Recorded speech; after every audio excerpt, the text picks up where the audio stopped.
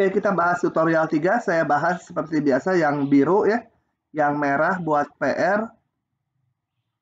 Nah, coba nomor A dulu lah. Nomor A kita bahas. Mana sih ini? Udah biru, ini tambah. Coba. Medan arah untuk Y aksen ini akan memiliki segmen garis dengan kemiringan positif di titik 5,5. Gimana ngitungnya? Medan arah adalah kemiringan garis singgung ya, segmen kemiringan garis singgung. Jadi tinggal kita masukkan aja ke sini. Kalau X-nya 5, Y-nya 5, ya aksennya positif atau enggak gitu. Masukkan ke sini 2 kali 5 kali 5, jadi 50 dikurangi 25, ini Y kuadrat, tinggal 25, dikurangi 26, minus 1 ya. Minus 1, jadi salah gitu ya. Kemiringannya nggak positif. Nah, jika YT adalah solusi masalah nilai awal ini. Nah, ini harus saya crop. Perlu penjelasan. Masukkan ke Word. Bentar ini. Suara dan tulisannya terbaca? Udah, Pak. Terbaca, Pak. Oke, jika YT adalah solusi masalah nilai awal Y aksen sama dengan itu. Dengan Y0 sama dengan 7. Maka limit ini bagaimana? Oke, kita lihat. Bagaimana nih ngitungnya? Gimana ini ngitungnya? Kalau ini diintegralkan dulu, nanti nggak keluar fungsi Y-nya, nggak bisa dibuat eksplisit. Kenapa? Karena ini kalau saya integralkan dulu, coba ya, Y-2, Y-5, saya mau cari solusi eksplisitnya.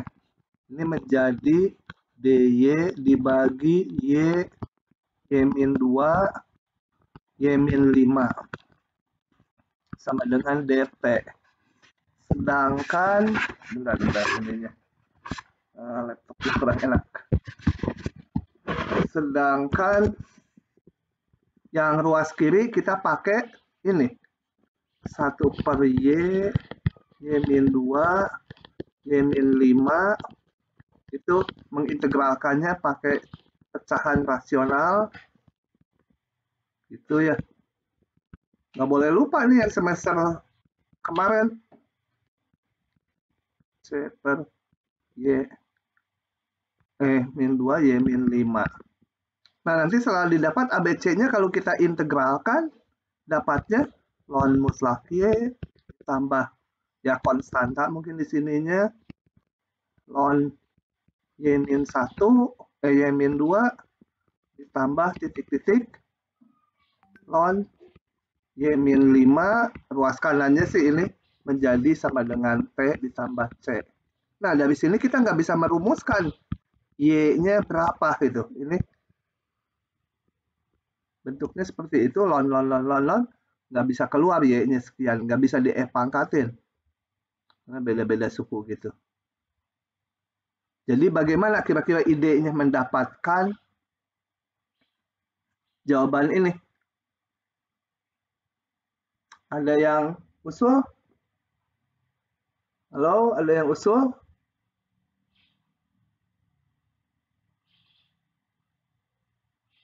Ruth, ada nggak Ruth? Hah? Gimana usulnya? Karena kalau dicari solusi eksaknya, oke, saya jawab saja ya. Jadi pakai cara ini nggak berhasil, saya hapus lagi, gitu. Nah,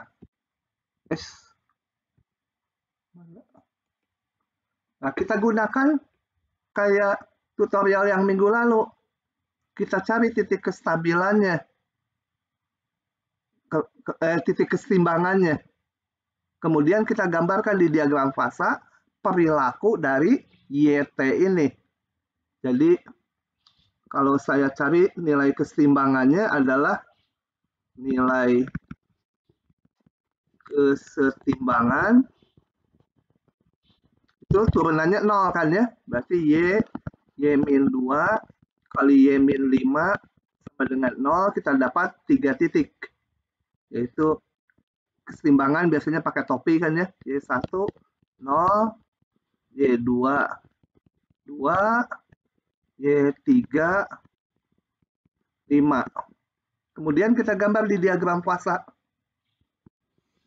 Gambar di diagram fasa. Diagram fasanya ini adalah Y, ini adalah turunannya ya. Kalau di teorinya sering ini disebut sebagai GY gitu ya. GY. Nah, kita lihat ini kita gambarkan titik kesetimbangannya 0, 2, 5. Kemudian diagram fasa kita gambar ini. Menggambarnya ini polinom derajat 3 kan. Y pangkat 3 tambah sekian Y kuadrat tambah sekian kalau dihitung. Nah, gimana gambarnya? Yang pasti gambarnya harus melalui 3 titik ini. Kemudian kita lihat, kalau Y-nya besar sekali, di kanan sekali, Y-nya di kanan sekali, nilainya positif ya. Bayangkan Y-nya 1000 di sini. Berarti grafiknya haruslah di kanan positif ya. Gak tahu gimana, pokoknya positif. Ya melengkung harusnya gitu polinomnya. Gak lurus ya. Berarti kalau di kanan positif, di antara 2 dan 5 nggak mungkin positif gitu ya. Kecuali ada akar kembar. Jadi nggak mungkin juga kayak gini. Kalau seperti itu ini menjadi nilai kesetimbangan juga. Jadi nggak mungkin seperti itu. Yang mungkin ini positif, di sini negatif. Di sini kemudian positif lagi, di sini negatif. Kalau mau dicek coba cocok nggak? Kalau Y-nya kecil sekali, min 1000, ini negatif ya. Cocok ya. Nah dari sini kita lihat bahwa kalau kita mulai Y0-nya 7, pada saat T-nya 0, nilai Y-nya 7. Jadi berangkat dari Y-nya 7. Y-nya 7, saya gambar pakai warna biru. Di sini kira-kira ya, 7. Y-nya mulainya di situ. Kalau T-nya membesar, gimana perilakunya? Nah, ini kan panahnya ke sana. Kenapa ke kanan? Karena ini kan positif. Ini kan turunannya, Y aksennya. Y aksennya positif, berarti Y-nya ke kanan. Kalau udah ke kanan, Y aksennya tetap positif, ke kanan terus ya.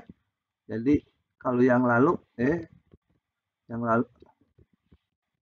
lalu kita gambarkan sebagai panah-panah itu. Makin ke kanan, nilai Y aksennya makin positif, makin cepat ke kanan. Ya dia ke kanan terus. Jadi limit T mendekati takinda, kok 5 sih? Oh, jawabannya berarti salah ya ini. Kan benar salah. Salah. Harusnya takinga ini. Begitu. Ya. Kalau yang lain kalau saya berikan, kalau Y0-nya sama dengan 3 itu ya. Y0-nya 3 ini ditambahkan soalnya. Gimana limitnya? Kalau Y0-nya 3 kan di sini mulainya.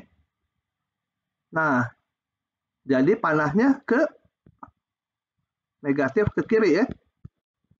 Maka limit ini sama dengan 2 kalau dimulai dengan Y03. Begitu, paham nggak? Tolong yang nggak paham tanya, Pipit paham nggak? Pipit? Paham, Pak. Oke. Lanjut. Nanti ini kita lewat dulu, gampang-gampang ini. Kita yang susah dulu aja ya. Jadi yang saya tandai dulu.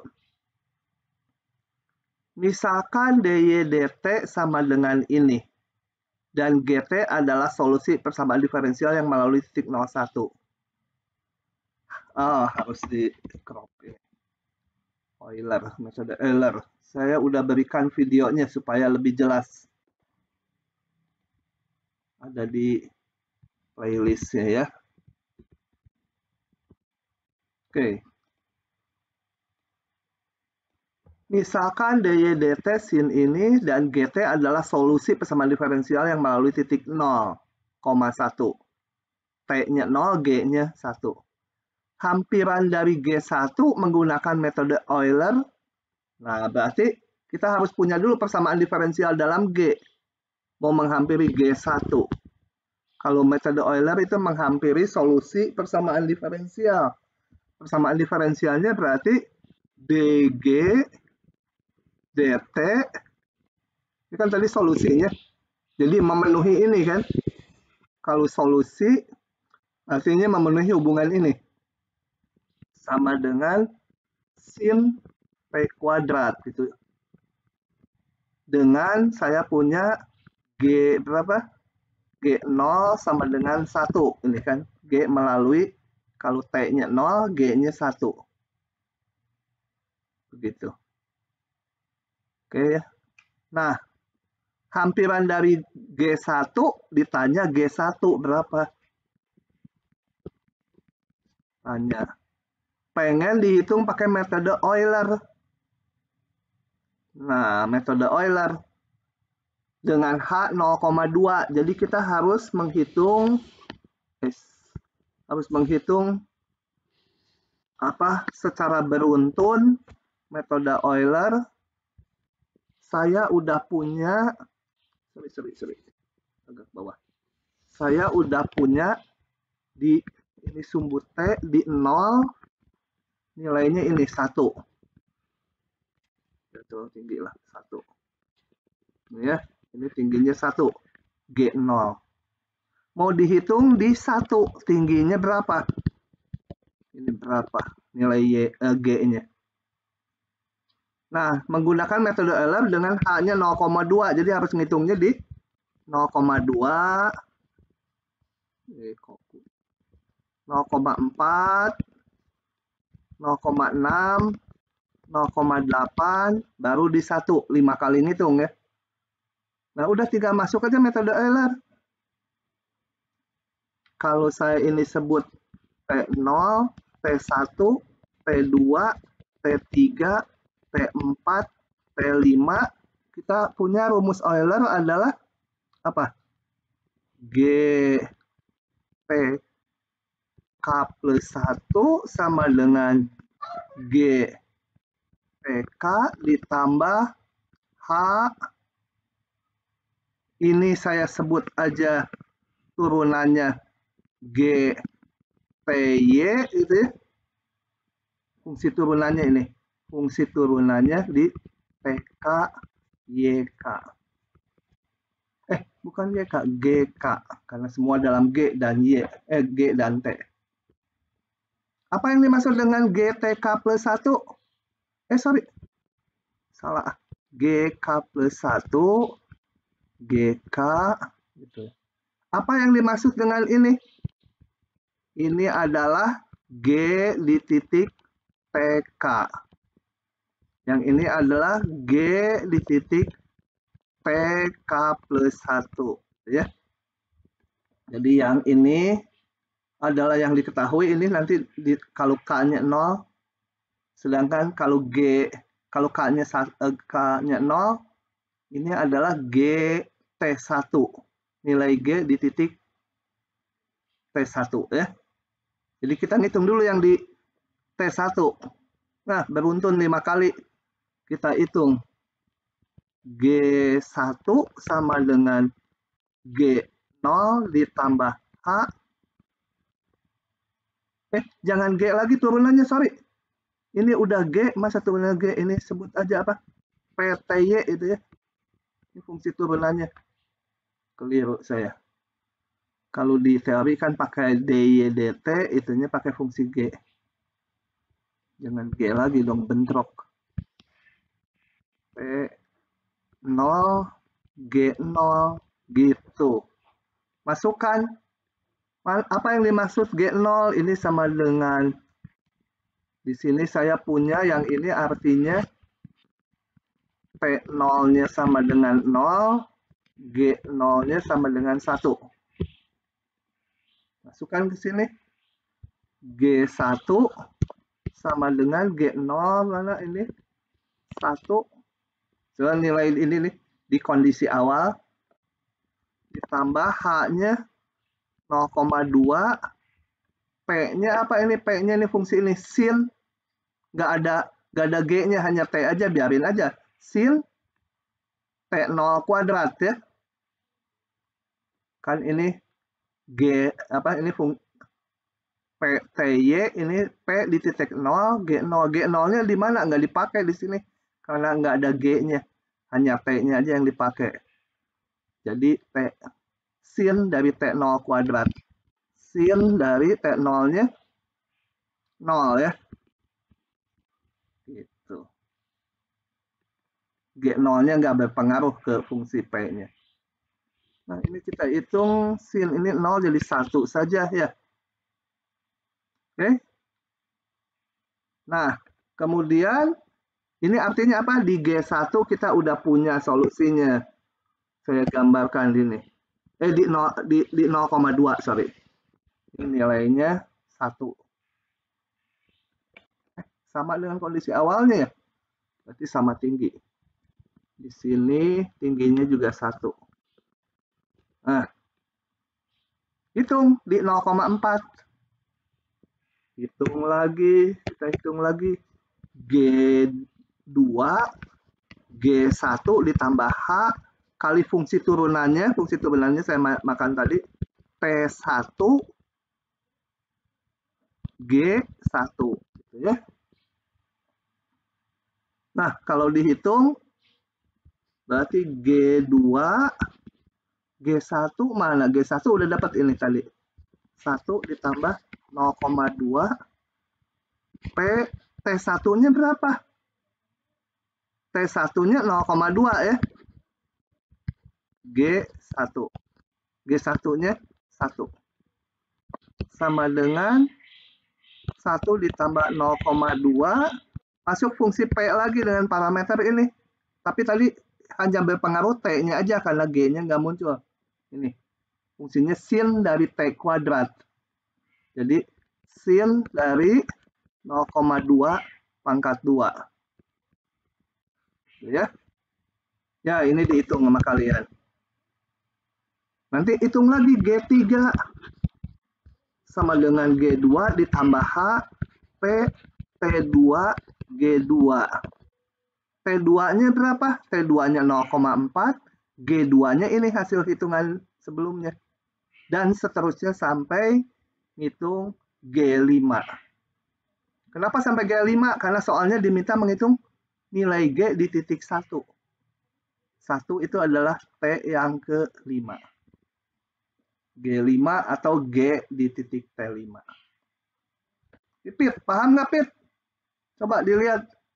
Kalau nggak paham, tanya baris berapa nggak pahamnya. Paham, Pak. Paham, benar? Ya, benar. Nanti dapat A ya. Kalau benar paham. Harus latihan nih.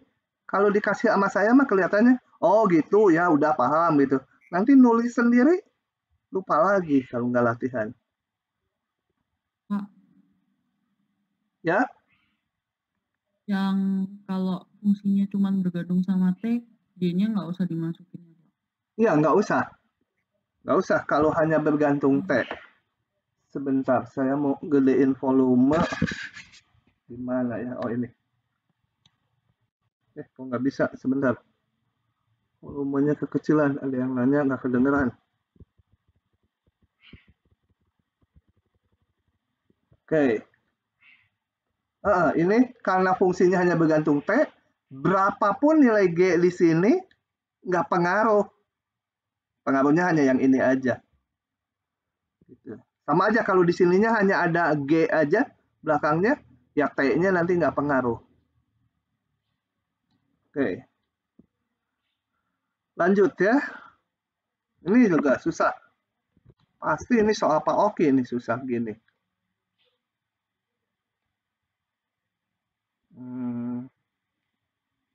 Mana?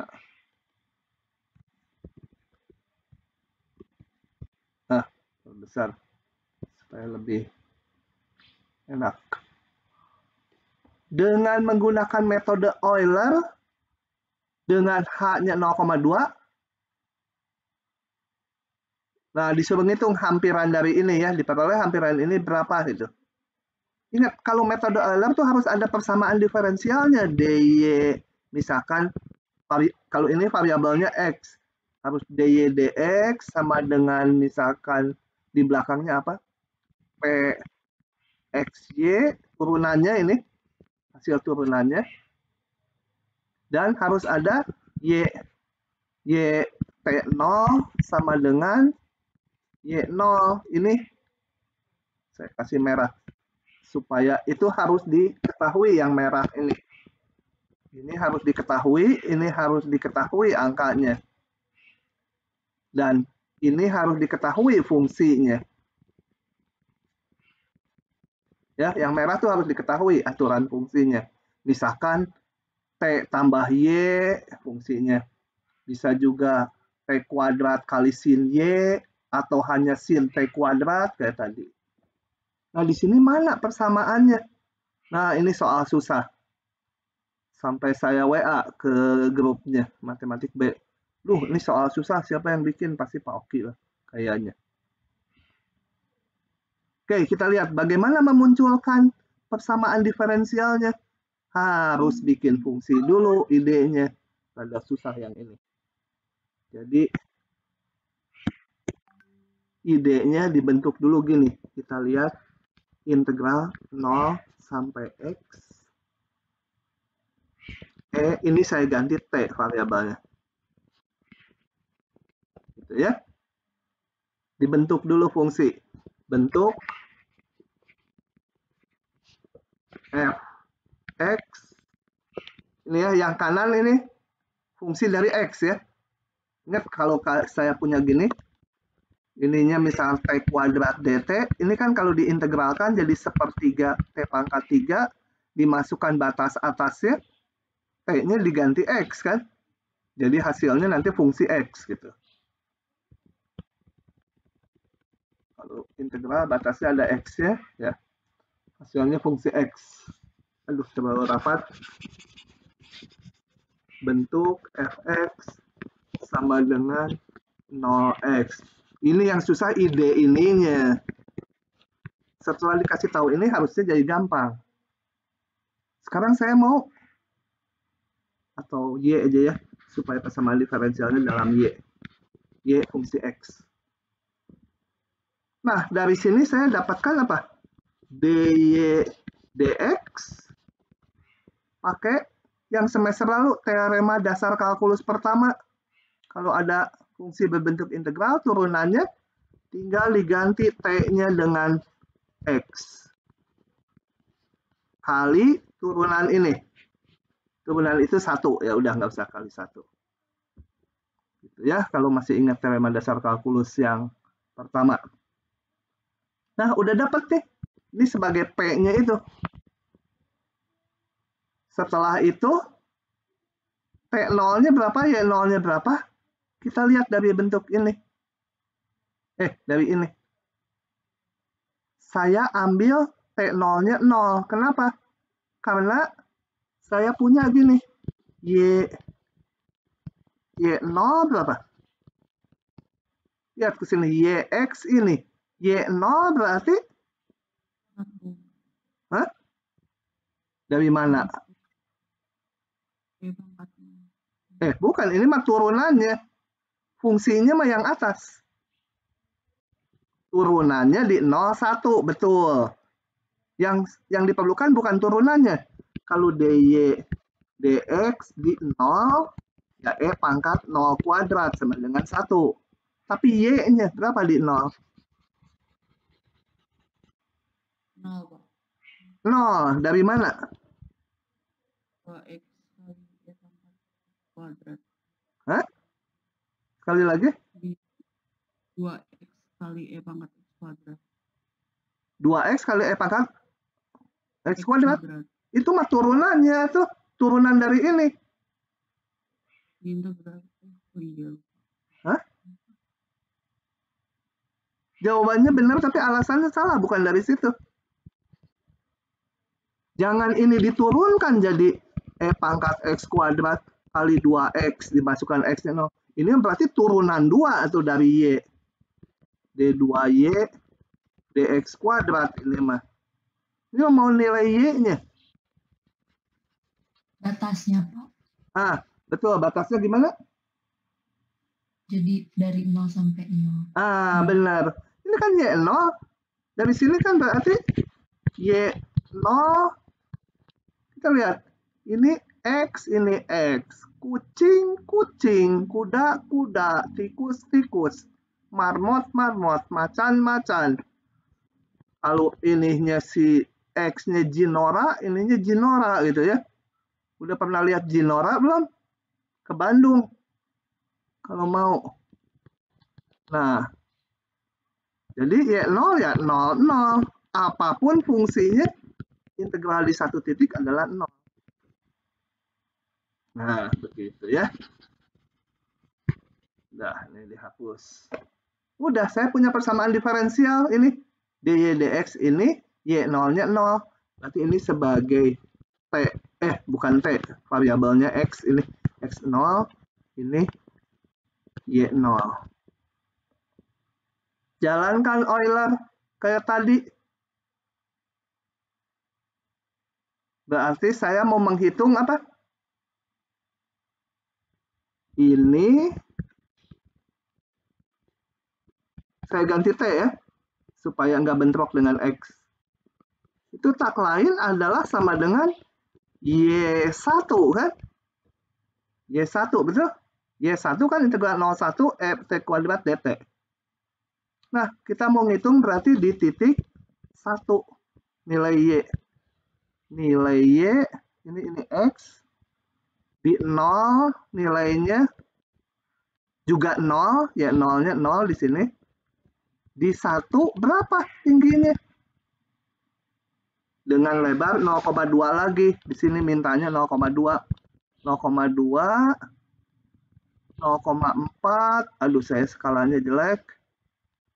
0,2. 0,4. 0,6.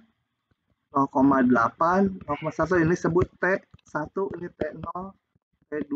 T3. T4. T5. Ngitung lagi. Y5. Tapi harus ngitung dulu. Y1 diperoleh, dipakai ngitung untuk Y2, Y3, Y4, Y5 itu ya.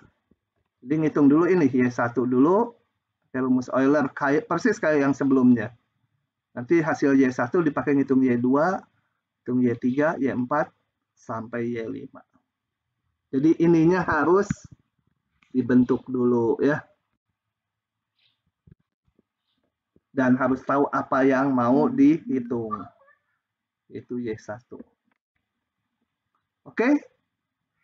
Pipit, bingung, Pip? Yang susah ini. Bapak mau Ya, silakan. nanya, Pak. Yang Y1-nya itu dapat dari mana, Pak, tadi, Pak? Ini, yang ini? Yang Y1 mana? Yang ini bukan? Yang itu, ya yang itu, Pak. Ah, gini, ini saya hapus dulu. Sebentar, sebelum sampai situ, paham dulu nggak ini pembentukan persamaan diferensialnya? Iya, paham. Yang susah ide ini ya, ide ini yang susahnya. Saya kasih. Ini tadi sebut X0, pakai X nggak pakai T karena ini fungsi dari X. Ini. Sekarang yang diminta adalah ini. Jadi ditanya 01 E pangkat, saya ganti T kan sama aja ya. Ini T dong. Ini yang ditanya. Apa hubungannya dengan Y yang kita bikin? Y1 kan? Tuh, integral 01 kan? 01 ya Y1. Tak lain adalah Y di titik 1. Itu yang ditanya. Diketahui Y di titik 0. Dah paham? Jadi Y1 itu dari ini saya rumuskan dari yang mau ditanya ini. Apa hubungannya dengan fungsi yang saya bikin? Oh, ini tak lain adalah Y1. Gitu. Oke. Rada susah yang ini. Rada susah. Kalau nggak percaya nih saya lihatkan. Buktinya susah. Malam-malam saya WA nih ke sini. Mana? Tuh, ini saya lihatkannya ke kalian buktinya. Tadi malam saya waktu nyiapin, saya lihat soal ini, rada susah gimana? Tuh. Soalnya rada kejam-kejam tuh. Bukan, yang ini nih. Nah, ini. Nanti ada lagi yang susah yang kedua. Tuh, Bu Intan langsung bilang bukan soal dari saya loh. Saya bilang kirain dari Bu Intan, karena Bu Intan kalau kasih problem mahasiswa S3 susah-susah. Susah ya, yang tadi memang susah. Kalau idenya nggak muncul, nggak apa-apa.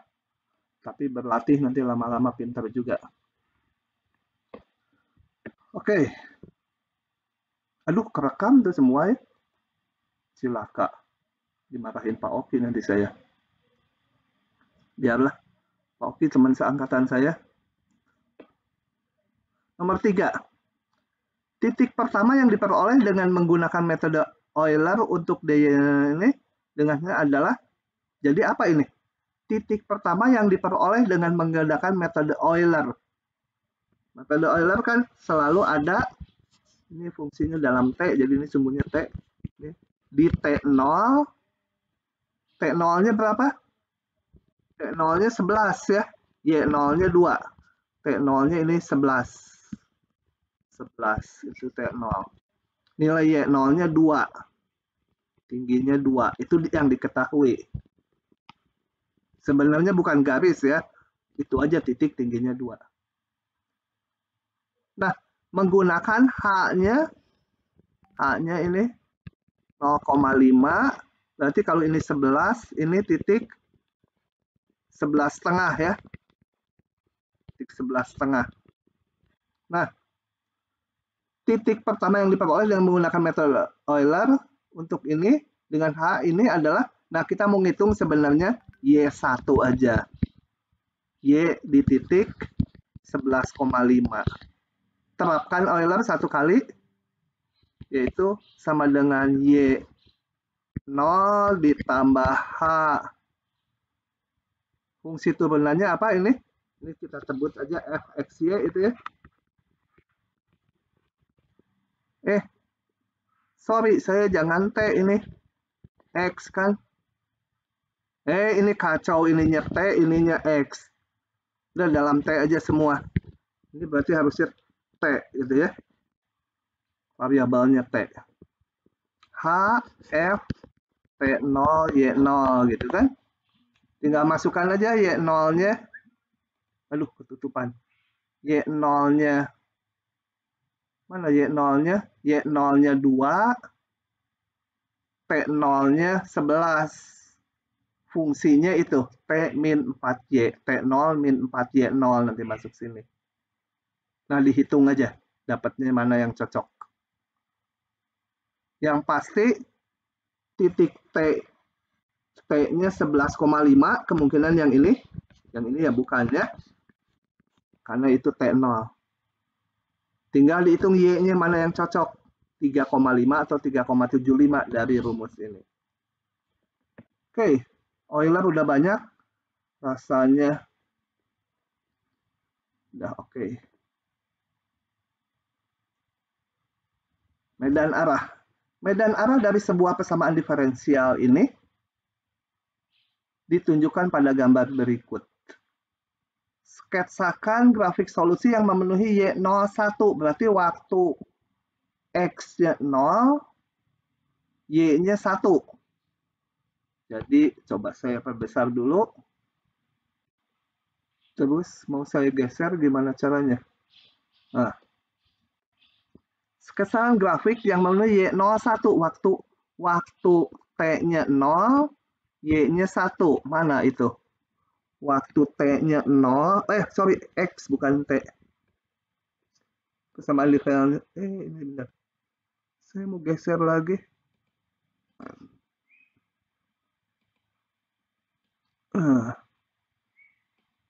Waktu susah ya geser. Coba di crop saja. Susah geser-gesernya. Di crop lebih gampang ditulis di sini. Dia diam di sini. Nah, waktu ini persamaan diferensialnya dalam X ya, karena ini sumbunya X. Jadi Y-nya fungsi X, ini berarti X0, ini Y0. Melalui X0, Y0, 0,1. 0,1 berarti melalui titik ini ya, 0,1. Nah, solusinya gimana? Sketsakan solusinya. Berarti solusinya ngikuti aja lengkungan garis-garis itu. Kira-kira aja ini hanya ngikuti apa? Yang garis-garis lengkung ini kayaknya asimtot gitu ya kayaknya. Ini juga asimtot kayaknya. Gitu. Dan yang menulis Y13 saya gambar pakai warna lain, warna hijau. Di 1 nilainya 3. Kira-kira di sini ya. Gambarnya mungkin kalau mengikuti garis-garis medan arah atau isoklinnya kira-kira begitu. Ini kayaknya asimtot gitu. Oke. Tentukan solusi setimbangnya. Solusi setimbang berarti yang B ini tangan solusi setimbang adalah turunannya 0 ya. Jadi tangan setengah pi Y sama dengan 0.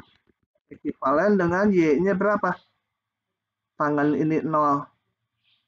Yaitu Y-nya bisa banyak ya. 0. Bisa berapa lagi? 2, Pak.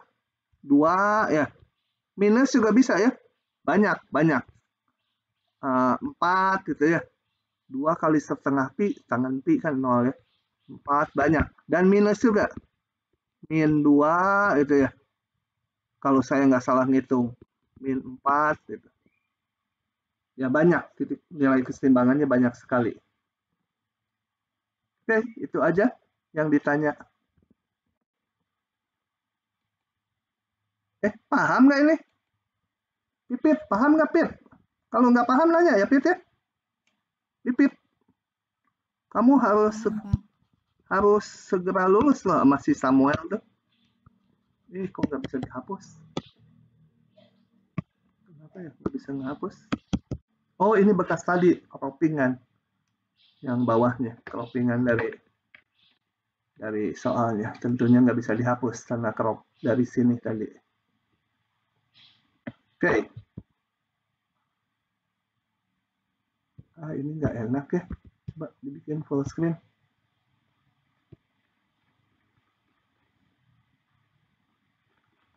Kemudian kita lihat lagi nomor lain. Kenapa scrollnya lambat? View-nya coba dibikin enable scrolling, udah betul.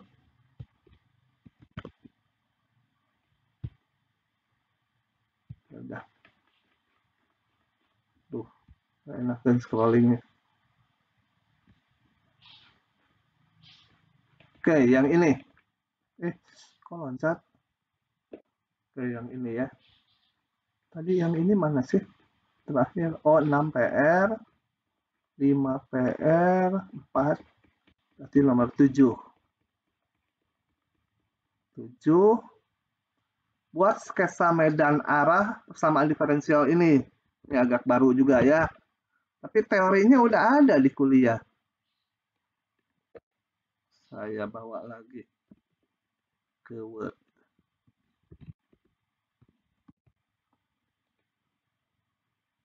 Kita lihat lagi ya.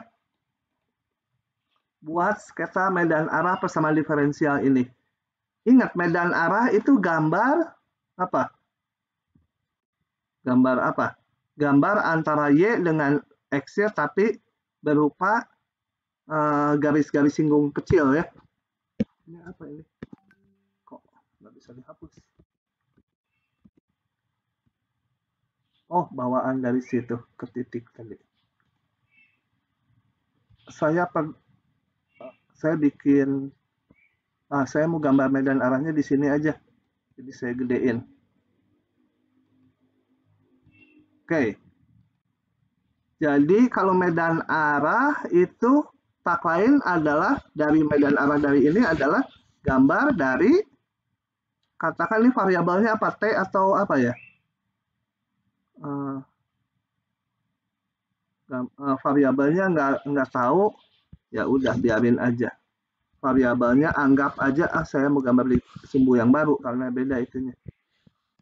Ih, sebel. Nggak bisa ngegambar. Oke.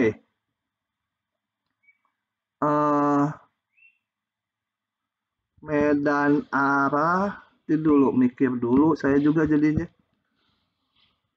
Oke, coba. Variabelnya anggap aja T dengan Y ya. Medan arah.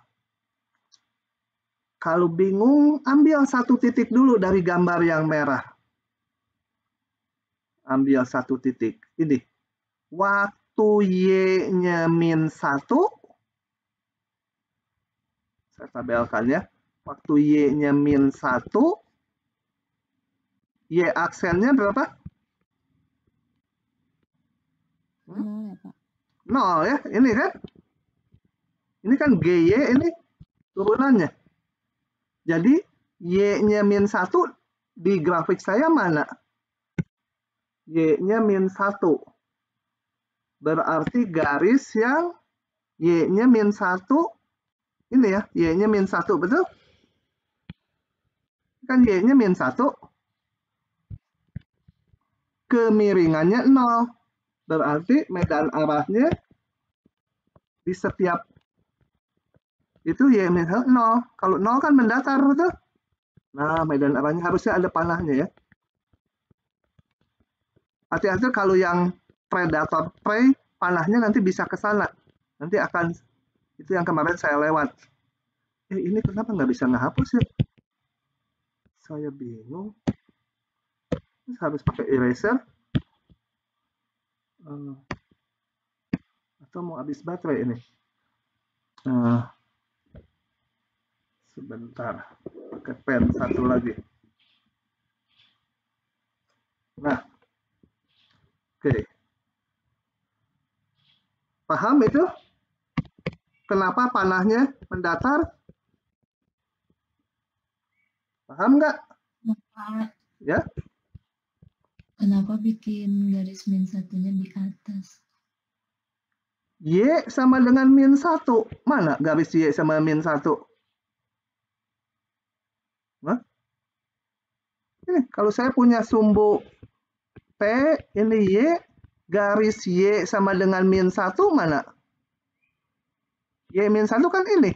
Juga ini, Y-nya kan -1 semua tuh. Ini Y sama -1. Masih bingung nggak? Halo? Yang nanya masih bingung? Bingung, Pak. Balikan lagi ya. Saya mau kalau menggambar medan arah, berarti saya harus menggambar di grafik T terhadap Y. Itu tahu nggak dulu? Kalau saya punya gitu ya. Berupa nanti garis-garis kecil gitu yang menyatakan garis singgung dari fungsi Y yang nggak kita ketahui. Nah, sekarang saya punyanya grafik ini.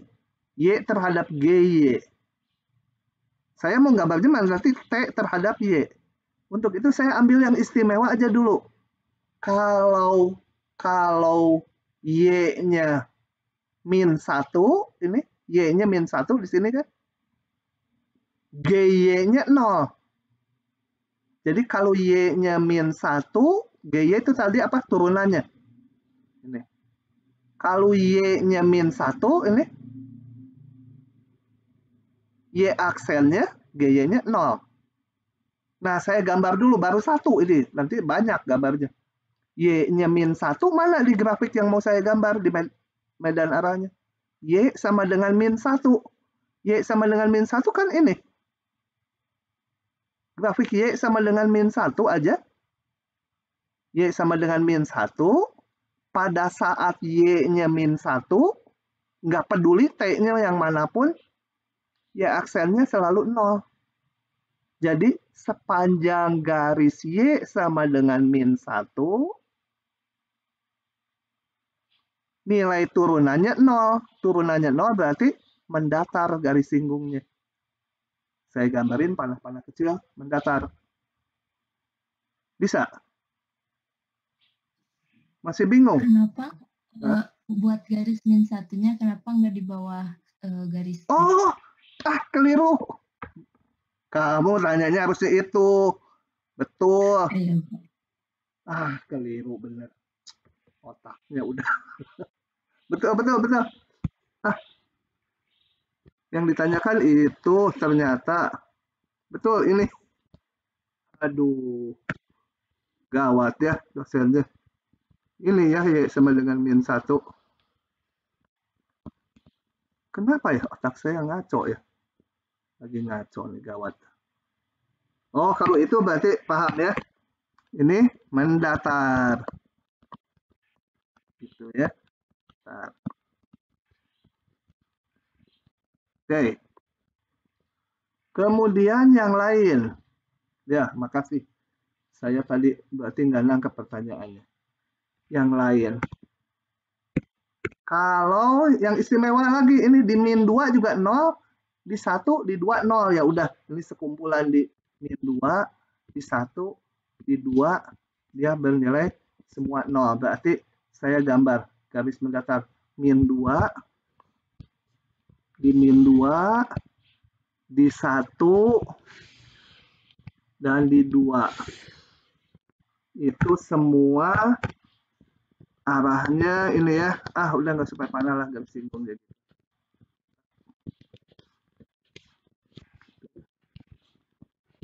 Dan arahnya semua gitu. Oke. Yang istimewa lagi saya lihat. Ini berapa ya tingginya kira-kira? Aduh, nggak tahu. Ini anggap aja tingginya 2 gitu ya. Nah, di mana ini? Y sama dengan 0 kan? Di sini kan Y-nya 0, betul? Y-nya 0. Di Y sama dengan 0, Y aksennya 2. Y sama dengan 0 itu adalah sumbu X. Y sama 0. Di sumbu X, kemiringannya 2. Kalau kita punya grafik kemiringan 2, berarti itu harus sejajar Y sama dengan 2X ya. Jadi kemiringannya sekian gitu. Nah, di sumbu X, ini Y sama 0, kemiringannya 2. Ini kemiringannya harus 2. Lebih curam dari apa? Dari Y sama dengan X. Gitu. Nah, gitu. Terus gambarin di Y 1,5 gimana? Di Y setengah. Y setengah. Ya, tingginya kira-kira berapa ini? Kenakan. Di sini tingginya misalkan 3/4. Enggak, lebih dari 1 ya. Lebih dari 1. Di setengah ini 1, sekian. Waduh, gambarnya kurang gede. Kita gedein aja ya. Di setengah, Y-nya setengah. Y setengah itu mana? Saya gambar dulu Y-nya setengah. Y-nya setengah. Kemiringannya 1, sekian. Supaya kelihatan digedein. Kemiringannya 1, sekian. Jadi kemiringannya lebih landai dari yang ini. Ini tadi kemiringannya 2, ini kemiringannya lebih landai. Tapi lebih besar dari 1, lebih curam dari Y sama X. Gitu. Landai ya, dari yang bawah. Pusing saya. Banyak. Y sama dengan berapa? Y sama dengan min setengah. Kayaknya ini sama ya kemiringannya. Y sama dengan min setengah. Kemiringannya juga ini. Nilai GY-nya ini tingginya 1, sekian. Jadi sejajar dengan yang merah-merah ini. Itu juga sejajar. Y sama dengan min setengah. Itu kemiringannya sejajar juga dengan yang setengah. Jadi ini lebih landai daripada ini ya. Ini tadi kemiringannya 2, ini kemiringannya 1, sekian.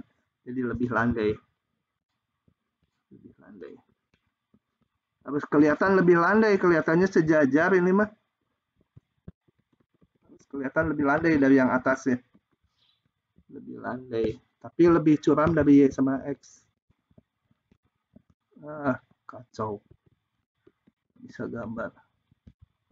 Sejajar ini semua ya. Gitu. Nah, kalian gambar yang lain-lainnya.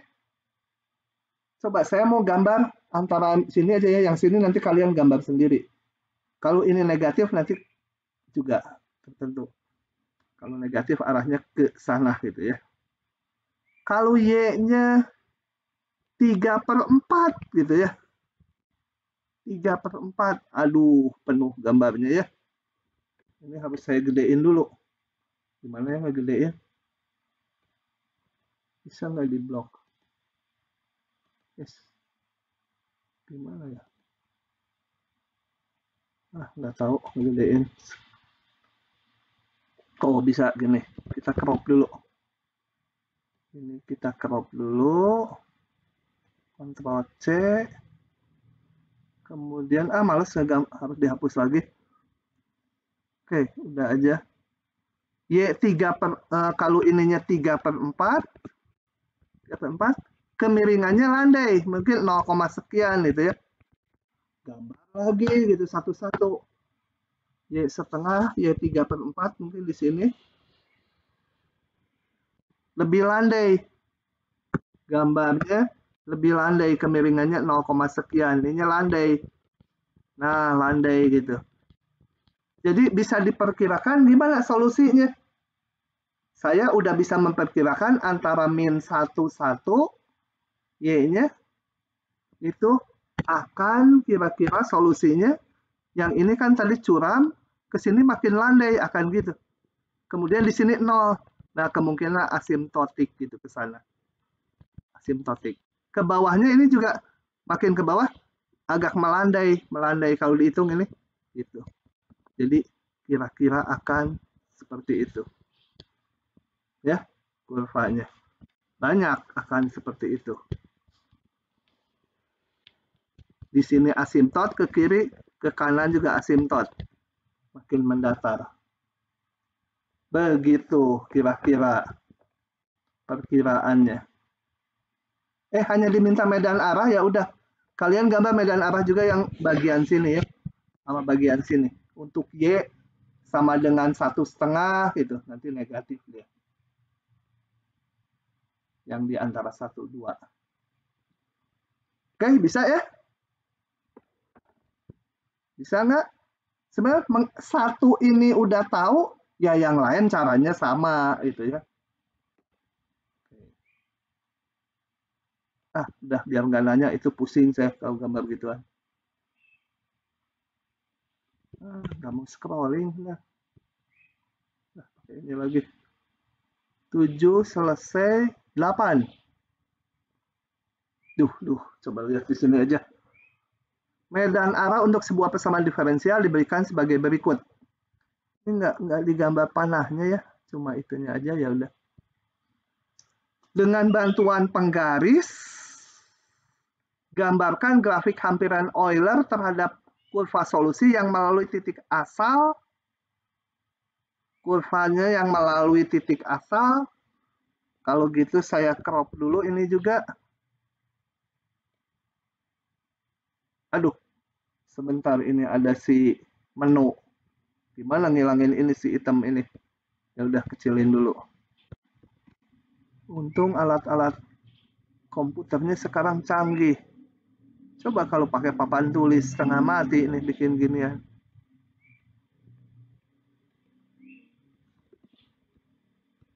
Masih ngikuti nggak ini teh atau udah tersesat? Masih, Pak. Masih? Masih, Pak. Ah, sip. Ada juga cowok yang jawab. Nah, medan arah sebuah persamaran diberikan gambar berikut. Nah, ini tutup ya. Dengan bantuan penggaris, gambarkan grafik hampiran Euler terhadap kurva solusi. Jadi Euler yang, kalau Euler selalu ingat, harus ada Y aksen sama dengan F X Y ya. Ini variabelnya X. Kadang T, kadang X. Harus ada Y T0, T0 lagi.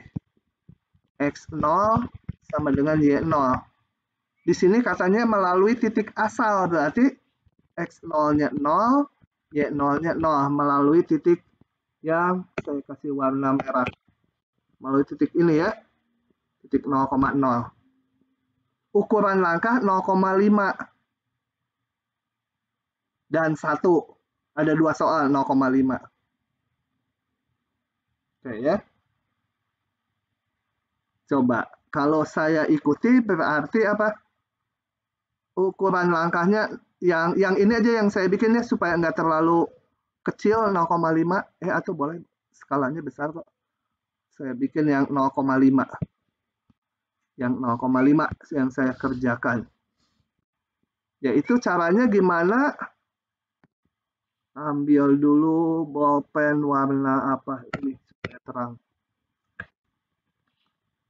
Nah, kalau Euler itu prinsipnya ya ikuti ini garis singgung. Garis singgungnya sampai 0,5 di sini. Sampai 0,5 ngikuti garis singgung yang ini saja nih ya. Yang mulai di 0. Nah, gitu ya. Di 0,5. Kalau ini semua sejajar ya? Enggak. Kalau sejajar nanti jadi garis lurus semua. Makin ke kanan makin landai ya. Betul? Iya, makin landai. Cuma agak nggak kerasa. Nah, 0,5 segini hampirannya ini di T1. Kemudian 0,5 lagi melompat ke sana sampai 1. Ngikuti garis singgung yang ini. Nah, lebih landai. 1 dapat di sini. Di 1 kemudian sampai 1,5, hanya 0,5. Ikuti garis singgung yang ada di sini. Sejajar dengan yang biru situ. Dari titik ini ya. Nah, nggak kelihatan, harusnya lebih landai ya. Ini lebih landai. Gitu. Sampai 0,5. Dari sini ngikuti lagi arah garis singgung yang ini, yang biru ini, yang ada di 1,5 di sini. Nah, kira-kira hampirannya segitu. Kalau H-nya 1, coba kalau H-nya 1, kita gambar lagi pakai merah. Di awal sama aja ini, ngikuti kemiringan di sini, tadi yang biru kayak gini. Kebetulan ini sejajar semua, jadi bisa kelihatannya. Nih, ngikuti kemiringan, sama di sini ya. Tapi ini terus, sampai H-nya 1, sampai sini. Karena H-nya 1, jadi H-nya sekian. Berdasarkan kemiringan di titik T0, Y0, tarik sampai 1. Kemudian berdasarkan kemiringan yang di sini, tarik lagi sejauh 1, hanya 1. Ini kira-kira saya sejajar yang ini. Nah, gitu ya. Nah, hampirannya ini. Hampirannya setinggi ini. Jadi, ini nilai Y2, hampiran Y2. Dengan hanya 1.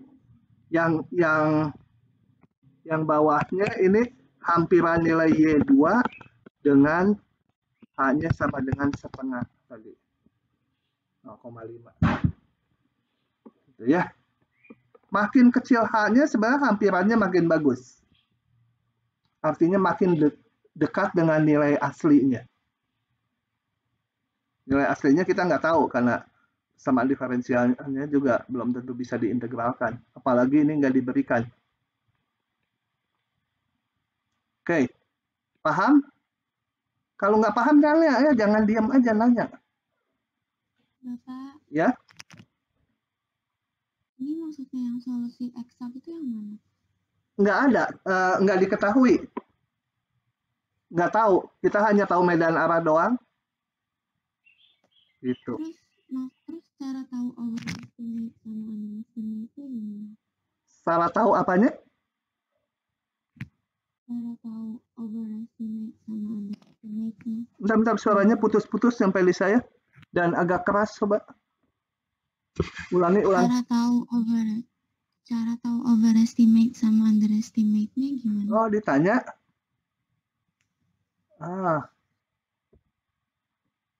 Sebentar, jadi pusing juga. Kalau lihat ini, berarti kita harus memperkirakan solusi eksaknya kalau gitu. Coba. Saya harus memperkirakan solusi eksaknya. Saya mau ambil lagi gambarnya karena ini udah numpuk ya. Saya mau ambil lagi ini. Oh, harus tahu solusi eksaknya kalau gitu. Tapi kualitatif juga. Cara mendapatkan solusi eksaknya saya jelaskan.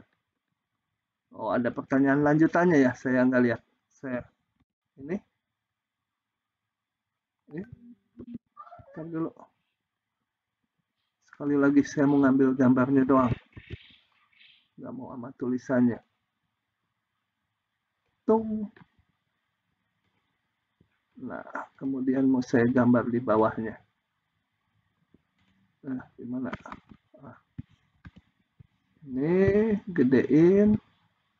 Nah, mendapatkan solusi eksaknya itu berarti kalau kita udah tahu medan arah, menggambarkan solusinya gimana? Ngikuti kemiringan dari ini ya, medan arah ya. Jadi tadi berangkatnya harus yang dari sini. Solusi eksaknya saya gambar pakai warna lain biru. Ini. Ngikuti garis-garis miring ini. Sebenarnya mirip sama Euler tapi seolah-olah dengan H-nya sekecil mungkin ya ini, selebar ini. Jadi kira-kira solusinya akan mungkin ini ya. Dikira-kira juga ini kualitatif. Nggak harus melalui salah satu garis miring ini pokoknya. Ngikuti kira-kira kemiringan garis singgungnya seperti itu. Nah, gitu. Jadi Y2 kalau yang eksaknya sekian, ini yang benernya. Yang eksaknya berdasarkan mengikuti ini. Garis singgungnya harus cocok dengan kemiringan di sini di setiap titik. Kalau kita bandingkan ini tingginya Y2 kira-kira 1, sekian gitu ya. 1,2 mungkin ya. Kita bandingkan tadi dengan solusi tadi. 1,2 kan kira-kira di sini tadi solusi eksaknya. Berarti yang ini overestimate, yang ini underestimate. Lebih bawah dari yang asli, yang ini. Yang ini overestimate. Sebenarnya overestimate atau underestimate itu nggak apa-apa. Yang penting nyimpangnya jangan jauh. Gitu ya. Sama orang dikasih obat, dosisnya nyimpang. Kelebihan bisa kekurangan. Tapi yang penting nyimpangnya jangan jauh-jauh gitu ya. Nyimpangnya harus kecil. Jadi kalau hampiran tuh yang penting juga simpangannya kecil. Mau kelebihan atau kekurangan mah nggak terlalu penting. Cuma di soal ini ditanyakan ya. Soal di sini ditanyakan ya kita jawab. Oke.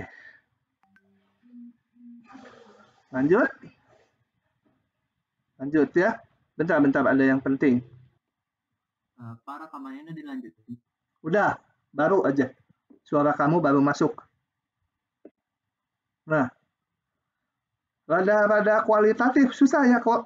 Kalau kualitatif tuh susah. Lebih susah saya merasakannya. Tuh PR banyak ngerasain. Nah, ini kuantitatif, ngitung doang lah. Pemisahan variabel, integralkan. Jadi saya nggak bahas dulu. Udah banyak contoh di slide-nya. Tentukan persamaan kurva yang melalui stop dulu. Oke. Kita pindahkan ke sini. Tentukan persamaan kurva yang melalui titik 01 dengan kemiringan di setiap titik XY adalah ini. Ingat, kemiringan kan turunan. Turunan apa? Turunan Y terhadap X, karena fungsinya kan fungsi Y. Jadi,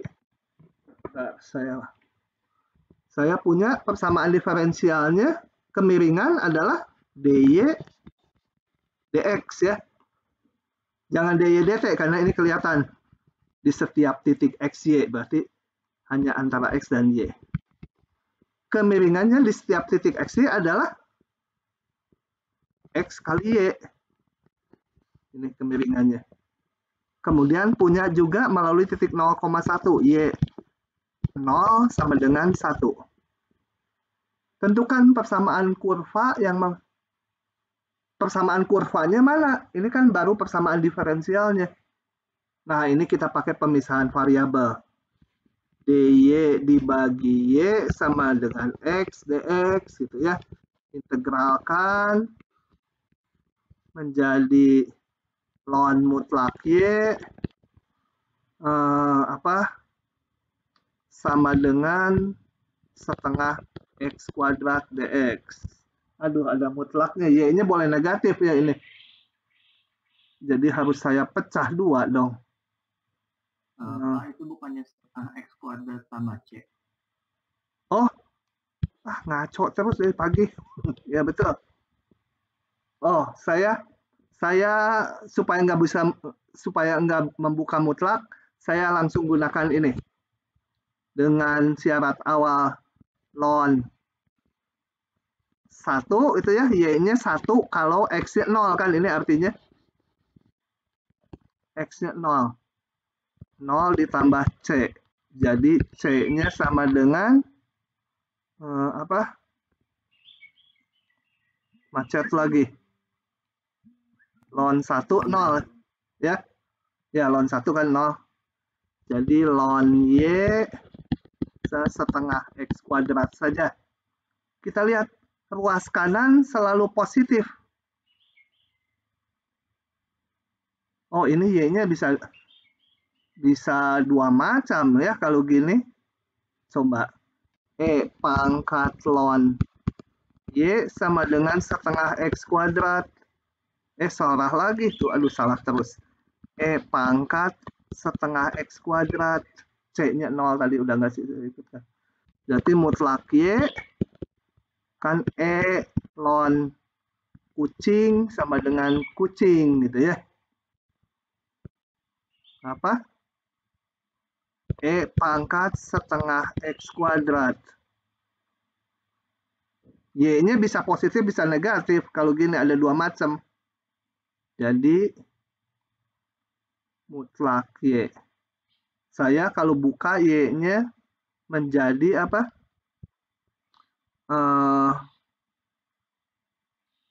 Kalau Y-nya negatif, untuk Y kecil 0, saya punya kurvanya min Y sama dengan E setengah X kuadrat. Untuk Y-nya nggak boleh 0 ya, karena ln ini, ln Y. Y besar 0, Y sama dengan E pangkat setengah X kuadrat. Ada 2 kurvanya. Yang ini ekuivalen dengan Y sama dengan minus E pangkat setengah X kuadrat. Ya udah, tinggal gambar aja kalau mau diminta gambar nggak ya? Oh, persamaannya aja. Persamaannya ya ada 2. Yang ini atau yang ini. Kalau di soalnya ditambahkan Y positif, nah kalau Y-nya positif sih hanya yang ini aja ya. Kalau di ujian mungkin nggak bercabang dua gini dibilang di soalnya dengan Y selalu positif. Kalau Y selalu positif, mutlak ini langsung mutlak ini langsung bisa dibuka. Ketemunya yang ini. Kalau nggak bilang positif negatif, ya bisa ini. Kalau di soalnya berbentuk Y itu populasi, otomatis kita perlakukan Y-nya positif. Ya ini mutlak hanya bercabang dua gitu. Lanjut lagi. Lakukan substitusi. Ah ini soal Pak Oki ini pasti. Udah kelihatannya juga udah aneh. Pak Oki nih jagoan bikin soal, dia yang merancang, biasanya yang mimpin pembuatan soal UTBK, koordinatornya untuk matematik. Jadi perbendaharaan soalnya sudah sangat banyak. Lakukan substitusi ini untuk mencari solusi dari ini. Ini kita nggak bisa pakai pemisahan variabel. Gimana misahin yang DY dengan Y saja, yang X dengan DX saja? Wah, ininya juga kecampur. Nah, kita lakukan substitusi. Substitusi V sama dengan Y per X. Terus mau ngapain? Kita harus mengubah yang tadinya Y aksen harus dalam variabel V nanti. Berarti cari dulu dv/dx. Turunannya, cari hubungan turunannya. Ini turunkan. Ini kan berarti apa? Turunan pembilang kali penyebut. Turunan Y apa? Y aksen kan? Kali penyebut dikurangi pembilang tetap penyebutnya diturunkan dibagi penyebut kuadrat gitu, betul? Paham nggak itu? P sama dengan U apa? P per Q kan turunannya P aksen Q min P Q aksen dibagi Q kuadrat. Y diturunkan jadi Y aksen. Gitu ya. Oke. Ini saya sebut aja V aksen ya, dv/dx. Kemudian saya mau ngapain? Oh, Y aksennya maunya saya. Y aksen X. Jadi saya mau menggantikan Y aksen. Sebentar, sepotong-sepotong ya. Nah, baru ngerjainnya juga. Ini X dikali, berarti Y aksen harus saya keluarkan dari sini. Y aksen X, bukan. Y aksen per. Satu-satu ah. Ini dulu. Yang ini dulu. Y aksen per X itu sama dengan V aksen min Y, betul? Min Y per X kuadrat. Betul enggak ya? Yang ini dikedepankan. Kemudian saya perlunya Y aksen. Y aksen sama dengan apa? Jadi positif nggak, Pak? Hah? Langsung Y aksen X boleh, Pak. Apa yang jadi positif? Y per X kuadrat. Nggak tahu positif negatifnya, biarin aja dulu. Saya mau jadi V aksen X min X-nya dikalikan jadi Y per X, gitu kan? Betul? Mana? Oh, ini plus. Ya. Plus, ya. Betul, begitu? Nah, saya gantikan ke sana. Masukkan ke sini sekarang, ya aksennya. supaya persamaannya sekarang dalam V. Y aksen X kali Y aksen menjadi kali X V aksen ditambah Y per X ini sendiri V ya. Soalnya nanti di yang baru jangan ada Y lagi. Hanya dalam V dan X. Sama dengan Y-nya apa? V ya. Ini Y ini. Bukan. X kali V ya. Y ini sama dengan X kali V. Y-nya mau dihilangkan semua. Yang ada Y sama Y aksen mau dihilangkan. Supaya persamaannya hanya V dan X saja. X Y per X-nya V ya. Gitu. Coba kita susun. Apa ini? X kuadrat V aksen ditambah ini XV sama dengan XV ditambah XE pangkat V. Hilang. Nah, V aksen XV aksen dibagi X sama saya E pangkat V gitu kan? Atau ini DV DX, DX ini nanti bawa ke belakang.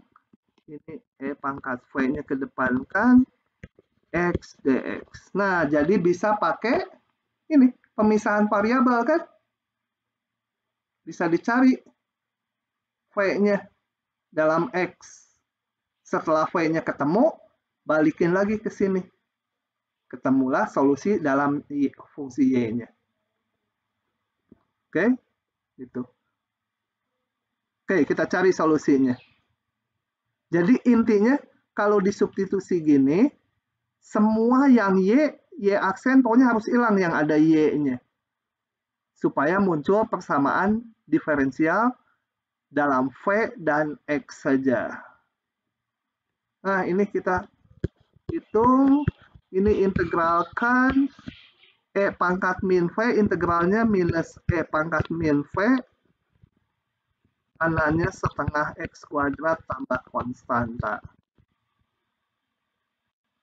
E pangkat min V sama dengan min setengah X kuadrat min C. Dilonkan min V sama dengan ln dari min setengah X kuadrat min C. Hati-hati ini jangan diartikan negatif, kan C-nya belum tahu. Gitu ya, bisa positif yang dalam guru. Sama dengan min ln min setengah X kuadrat min C. Kembalikan V-nya tadi sama dengan Y per X. Y per X sama dengan min ln min setengah X kuadrat min C. Y sama dengan min X kali ln min setengah X kuadrat min C. Begitu. Itu solusi umum. Karena nggak diberi kondisi awal, ya udah masih dalam bentuk solusi umum. Oke. Kalau nggak dikasih tahu substitusinya, soal ini susah sekali. Ini nggak bisa dipisahkan variabel dari awal. Gitu. Bapak, Ya? izin bertanya, kenapa yang V-nya diturunin terhadap X, Pak? Ini persamaan diferensial semula, Y aksen itu sama dengan DY dx. Kemudian kita substitusi seperti ini. Kita harus mencari hubungan turunan V dengan turunan Y. Ya, ini kan asalnya turunan dari Y. Maunya sekarang persamaan diferensialnya dalam V. Jadi ini diturunkan. Turunkannya ya terhadap variabelnya. Variabel bebasnya di sini apa? X. Ya di sini juga diperlakukan variabel bebasnya X. Jadi diturunkan terhadap X. Untuk mendapat hubungan antara Y aksen dengan V aksen sebenarnya. Gitu ya. Jadi yang tadinya Y aksen pengen diubah ke dalam V aksen. Kenapa diubah dalam V aksen? Supaya bisa jadi pemisahan variabel dari sini. Yang awal Y dengan X nggak bisa dipisahin variabelnya. Nggak bisa DY dengan komponen Y, DX dan komponen X ini nggak bisa dari sini. Coba aja. Nah, setelah disubstitusi, V dengan X bisa dipisah. Gitu ya arahnya. Cuma yang susah ide ininya, substitusinya. Di soal ini diberikan. Kalau nyari-nyari terlalu susah. Gitu. Jadi yang tadinya nggak bisa pemisahan variabel, jadi bisa dipisahkan. Oke, saya lanjut dulu. Takut nggak keburu.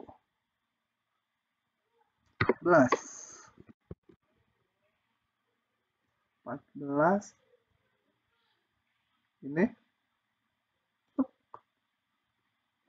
Nah, 14 kita masukkan sini.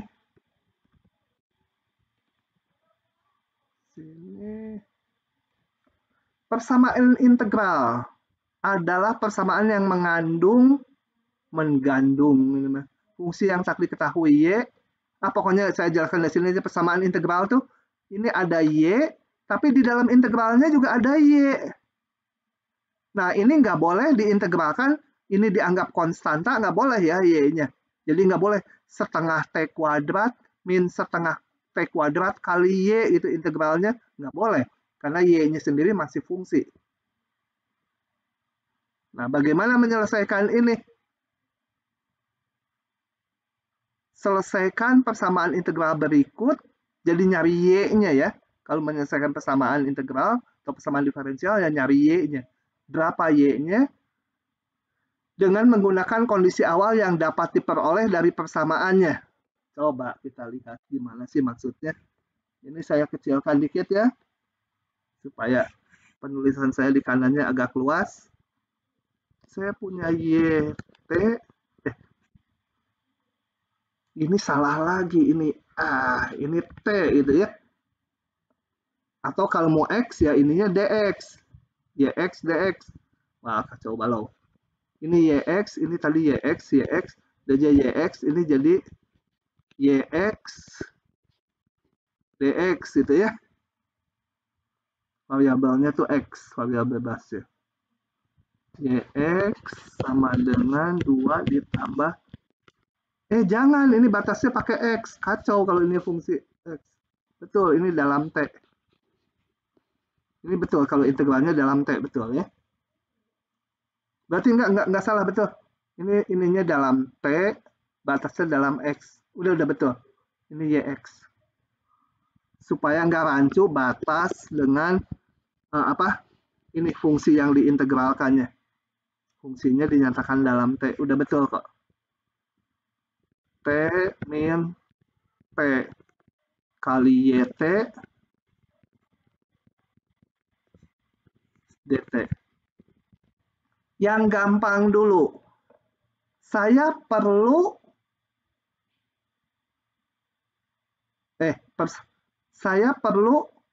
kalau udah menyangkut kondisi awal pasti ada persamaan diferensial. Berarti menyangkut turunan. Ya, harus ada dari sini mah nggak bisa diintegralkan. Kita bikin persamaan diferensialnya. Jadi turunkan. Y aksen sama dengan apa?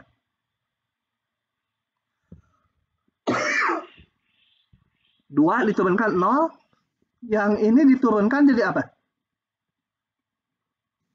Itu si X-nya aja ya, Pak? Iya, betul. Kayak biasa, teorema dasar kalkulus 2. Gitu ya. Ya, ini juga ya aksen X itu ya. Nah, ininya variabelnya nggak saya tulis ya. Tapi ini bukan konstanta. Ini fungsinya bergantung kepada X. Begitu. Perlu syarat awal. Ya, aksen berapa nih? Sama dengan berapa? Katanya kondisi awal yang dapat diperoleh dari persamaannya. Gimana mendapatkannya? Y berapa sama dengan berapa?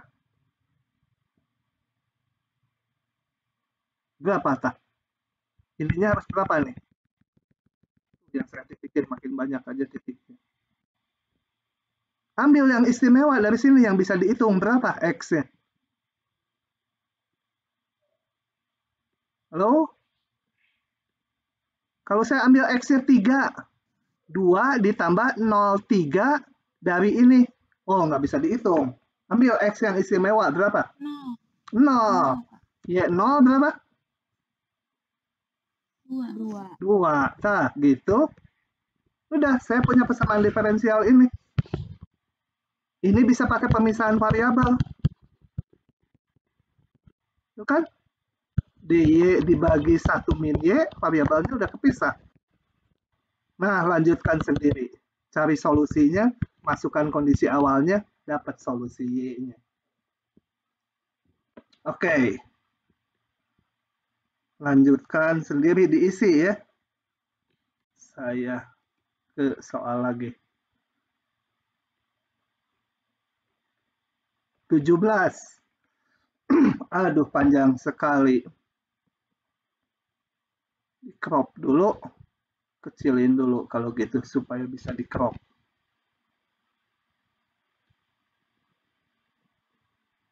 Bagus nih soal kayaknya. Nah, Bill. Masuk ke Word. Kita kecilin dikit ya. Muat layar.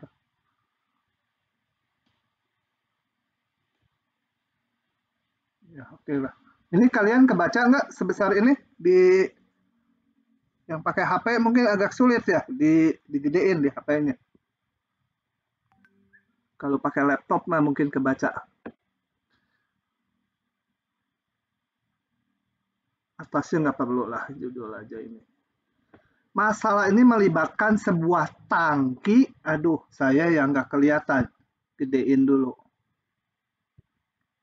Masalah ini melibatkan, nggak enak. Sebentar. Saya balikin, gedein lagi. Masalah ini melibatkan sebuah tangki dengan kapasitas tetap, jadi volume tangkinya, yang memuat larutan suatu zat, misalkan larutan garam, yang dianggap teraduk secara homogen.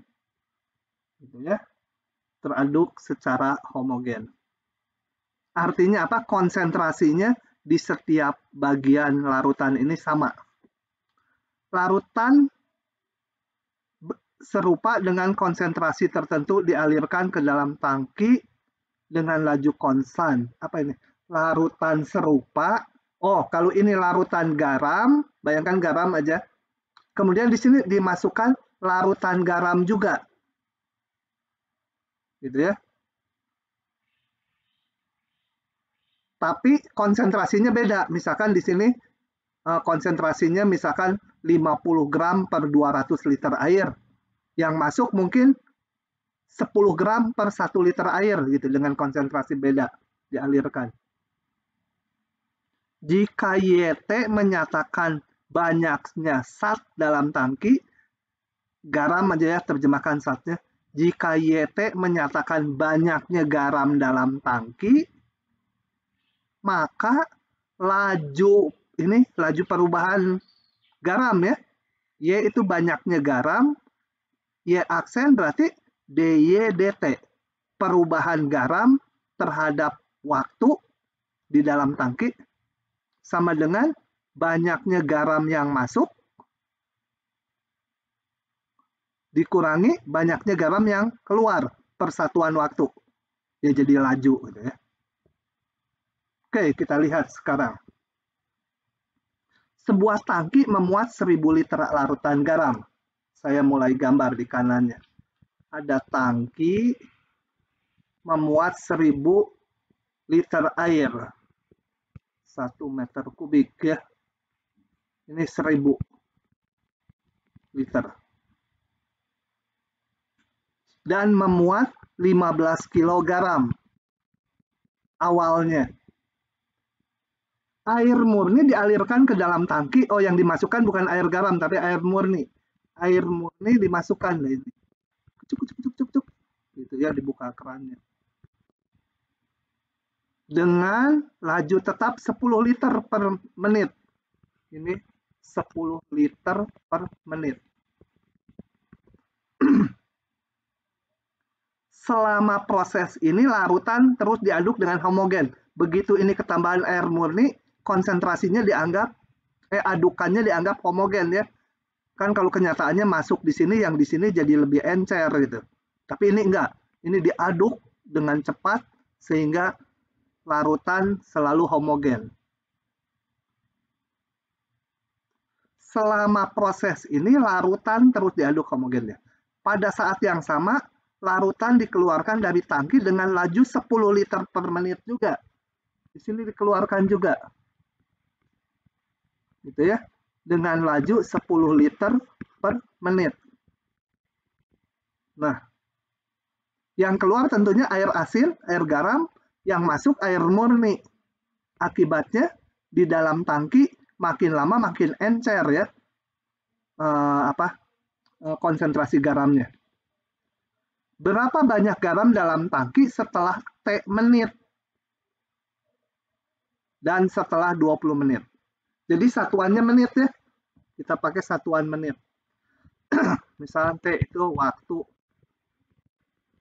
dalam menit. Kemudian banyaknya garam kita sebut Y ya. Y itu banyaknya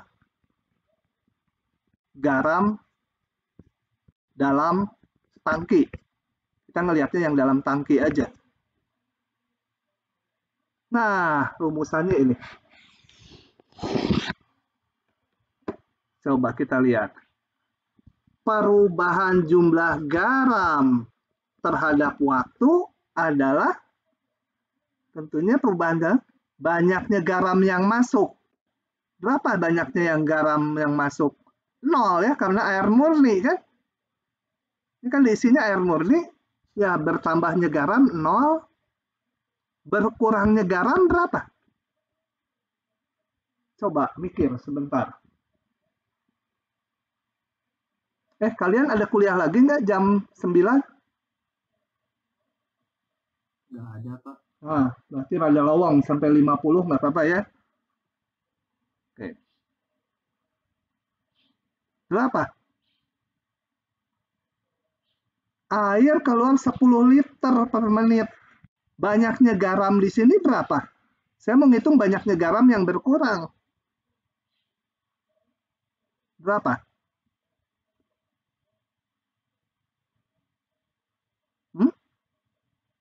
Ini kalau keluar 10 liter, 10 T. 10 T. 10 T mah volume yang keluar.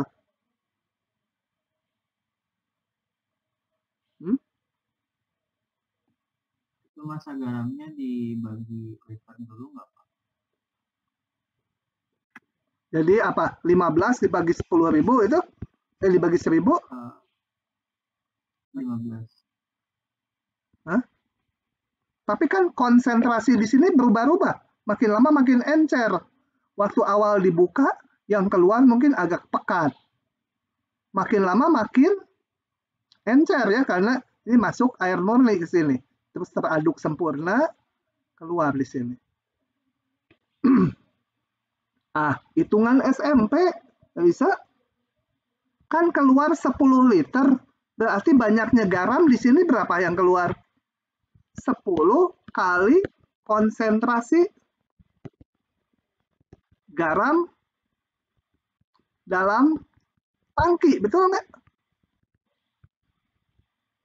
Betul? Coba kalau saya punya ini larutan, ini konsentrasinya C, diambil 2 liter. Ini konsentrasi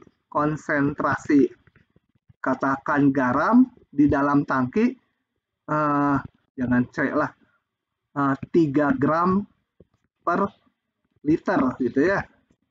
Diambil 2 liter. Berapa garam yang ada di sini? Ya 2 kali 3, betul? Konsentrasi ini kan kepekatannya 2 gram per liter. Diambil 2 liter, ya 2 kali 3, 2 kali konsentrasi. Paham ya ini? Oke, rumuskan lagi. Kalau kayak gini nggak bisa dikerjakan, harus dalam notasi matematik. 0 min 10 kali konsentrasinya berapa? Konsentrasi garam dalam tangki. Halo? Halo? Konsentrasi garam dalam tangki berapa? Halo? 10 T. Hah? 10? 10 T. Enggak, dari mana 10 T? Konsentrasi itu apa definisinya? Bukan. Hah? Kalau saya punya ini, air garam di sini, konsentrasi itu apa? Gram per liter. Nah, banyaknya garam dibagi volume, kan, betul? Ya, banyaknya. 15 dibagi 1000, Pak. Tapi kan makin lama makin encer, nggak 15 terus. Awalnya 15 dibagi 1000. Tapi kan ini dimasukin air murni nanti makin encer, jadi konsentrasinya tiap saat berapa? Banyaknya garam apa? Kan konsentrasi itu banyaknya garam dibagi volume. Banyaknya garam apa? Itu di kanan atas nggak kelihatan? Iya kan? Banyaknya garam setiap, ini fungsi kan? Banyaknya garam di dalam tangki kan Y. Berubah-ubah terhadap waktu. Makin lama makin sedikit. Dibagi volumenya berapa? Masuk 10, keluar 10. Ya, volumenya selalu 1000. Karena masuk dan keluar sama volumenya. Begitu susun. Ini kan udah jadi persamaan. Y per 100. Persamaan diferensial. Kondisi awal, saat T-nya 0, baru ini 15 kilo. Itu min Y per 100 ya, Pak? Oh iya, berkurang pasti turunannya negatif. Nah, yang susah itunya. Ya, merumuskannya. Nanti di ujian variasinya yang masuk juga konsentrasinya diketahui. Kalau misalkan ini konsentrasinya 2 kilogram per liter, aduh gede bener ya, 0,1 kilogram per liter. Di sininya apa yang berubah? Kalau air yang masuk 10 liter dan konsentrasinya 0,1 kilogram per liter, maka garam yang masuk 10 kali ini ya. Kalau gitu nanti ininya yang masuk garamnya 10 liter kali konsentrasinya. Ini adalah jumlah garam yang masuk per 1 menit. Kalau ini karena air murni jadi 0. Gitu. Nanti kadang-kadang yang masuk 10 liter, yang keluar 12 liter. Nah, volumenya berubah di sini. Harus dihitung di sini, bukan 1000 lagi. Ada faktor waktu nanti. Oke, itu variasi aja buat ujian. Nah, oke, kita udah punya ini. Standar aja. dy per Y sama dengan min 1 per 100 dt. Integralkan, cari solusinya. Y-nya pasti positif kalau di sini. Kan Y itu banyaknya garam. Min 100 T tambah C. Mutlaknya bisa hilang gitu ya, karena positif Y-nya. Ya, kalian cari sendiri Y-nya sama dengan apa. Masukkan syarat awalnya. Ketemu C-nya. Dapat persamaan Y-nya. Jadi banyaknya garam dalam tangki setelah T menit, yaitu solusinya. Setelah 15 menit, setelah 20 menit, ya masukkan T-nya 20. Gitu. Oke? Soal modeling itu. Membentuk persamaan matematiknya. Moga-moga udah nggak ada yang biru lagi. Selesailah tugas saya. Tugas kalian bikin yang merah. Silahkan kalau masih ada pertanyaan, kalau bingung, tanya. Intinya ini, Y aksen, jumlah garam yang masuk, dikurangi jumlah garam yang keluar. Rumuskan yang masuk berapa, yang keluar berapa. Gitu ya. Oke. Kalau nggak ada pertanyaan, saya hentikan dulu rekamannya.